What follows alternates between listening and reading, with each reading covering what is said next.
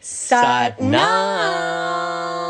Good morning, good Good morning to morning. you, everybody. Happy sadhana to you. I hope your sadhana is coming along and going along very well. We're doing it together every morning, and we haven't always done that. We've separated out a lot for our sadhanas, but this mirror has brought us back together, and we've been practicing our sadhana every day together. Yesterday was like 5 a.m. in the morning.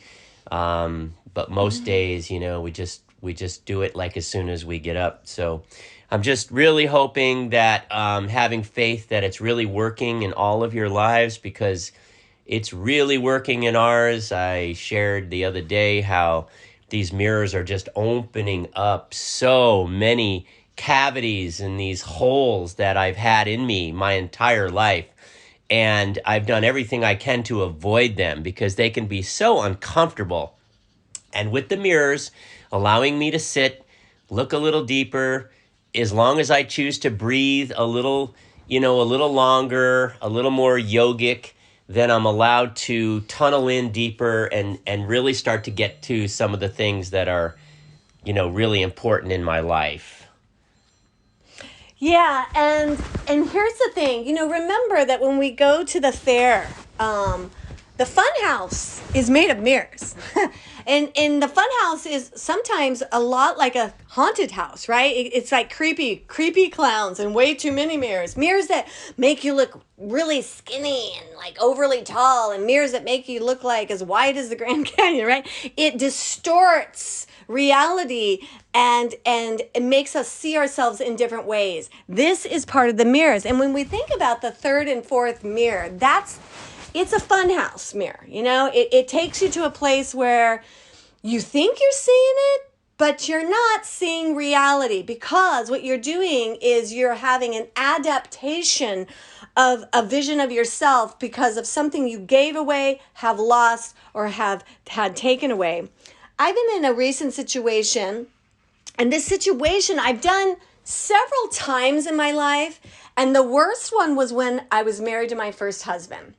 And I had this thing in that relationship, because I've always been a little spirit, and I was baffled. Like, why can't I pray enough, meditate enough, heal enough, and make this fucking thing work? And no matter what I did, and it wasn't his fault, it was our energy together, we would trigger the worst in each other. Now, I'm not saying that when Gary went off and married somebody else, he was like a saint, but I'll tell you this. He was much better off. He was a much beautiful, better, healthier version of himself when I wasn't in his life. That is the freaking truth, right? But I banged my head. And the thing of the matter is, even though he was 10 years older than me, and in some ways so much more powerful, he wasn't powerful enough to leave, right? I was. And I thought I was supposed to stay and help him and stay and heal him. And of course, it took me about 8 years to figure out you can't do it. And here's my point.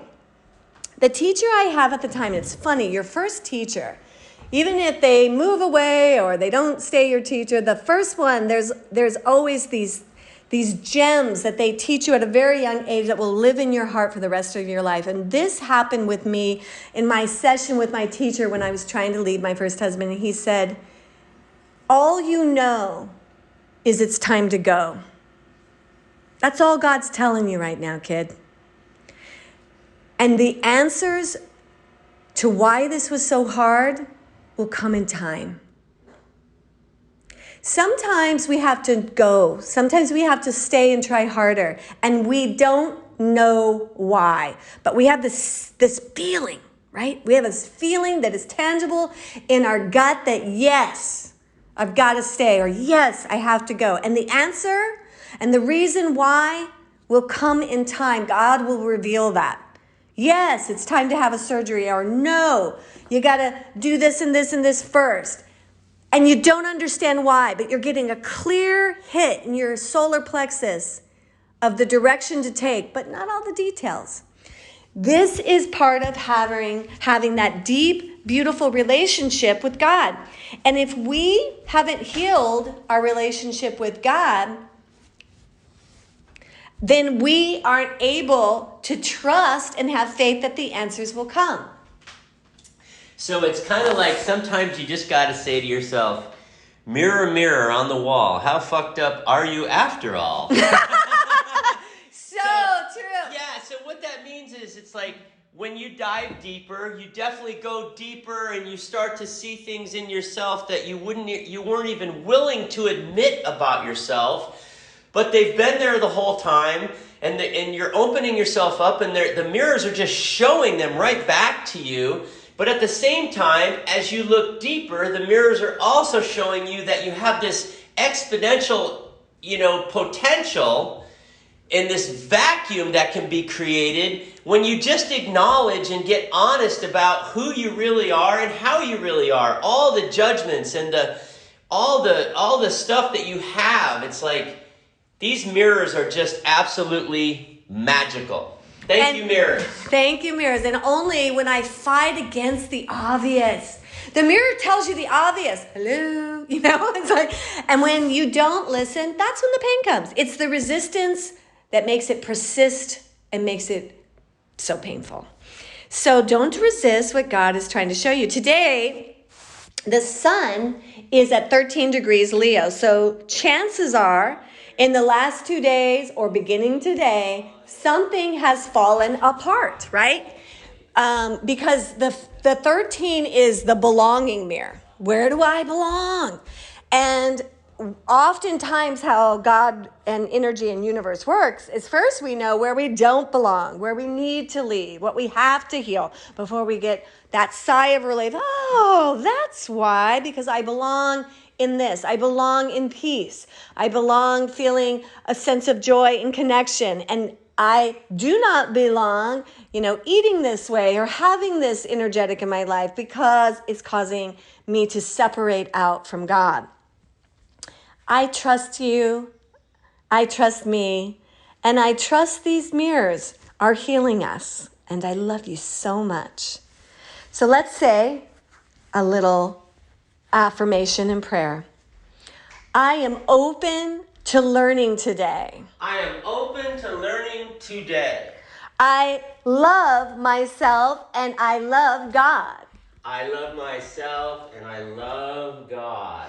Joy is vibrating in every cell of my being. Joy is vibrating in every cell of my being. Heavenly Father, Holy Mother. Heavenly Father, Holy Mother. I bow my head and open my heart. I bow my head and I open my heart. Reveal to me what it is time to know. Reveal to me what is time to know. What is time to know, God? Reveal to me what I... God, you guys. I ruined the whole recording. Oh, no. All right. Don't repeat. Okay. Reveal to me. Bye, everybody. I gotta go to work. Shut down. Reveal to me what you want me to know in this moment, Lord, and build in me this faith and strength to know nothing until you're ready to show me. Lord, I trust you implicitly with my life and my heart. Thank you, thank you, thank you. Thank you for being patient with us and our humanity. I love you guys so much. Sat Nam.